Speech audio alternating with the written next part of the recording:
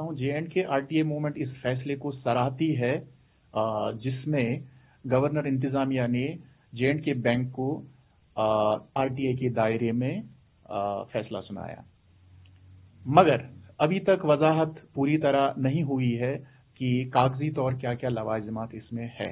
हम लोग पहले उनका मायना करेंगे, उसके बाद हम लोग देखेंगे अगर उसमें खामियां मौजूद हो तो हम सरकार को उससे बावर करेंगे।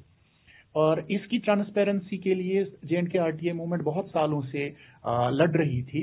JNK बैंक है जो वो एम्प्लॉयमेंट दे रहा है हमारी यूथ के लिए।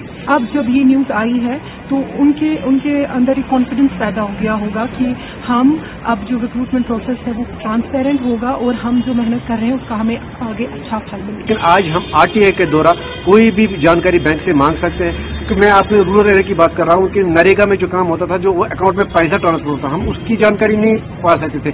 अब हम बैंक से कोई भी जानकारी इस बारे में ले सकते हैं। अब हमारा जो JK बैंक के बारे में कोई भी स्कीम हो, कोई भी जानकारी हो तो हम RTA के द्वारा हासिल कर सकते हैं। ये मेरे हिसाब से तो बहुत अच्छी डेवलपमेंट है, क्योंकि RTI बेसिकली सारे पब्लिक इंस्टीट्यूशन पे होना चाहिए और JNK बैंक जम्मू कश्मीर में सबसे अहम पब्लिक इंस्टीट्यूशन है, क्योंकि वो फाइनेंसेस देखता है और वो हर एक इंसान की बेसिक नीड होती है। तो अब इससे ये हो जाएगा कि जो आवाम है उनके लिए आसानी हो जाएगी इस हिसाब से कि जो JNK बैंक की स्कीम्स होती थी जिसका कुछ पता नहीं चलता था कि उसका बेनिफिट किसको जा रहा है, पैसा कहाँ जा रहा है, तो अब आवाम RTI फाइल कर सकती है और स्कीम की बेनिफिशियरी लिस्ट मांग सकती है और कहाँ पैसा गया है, कहाँ रिसोर्सेज गए, उनको सब पता चल जाए।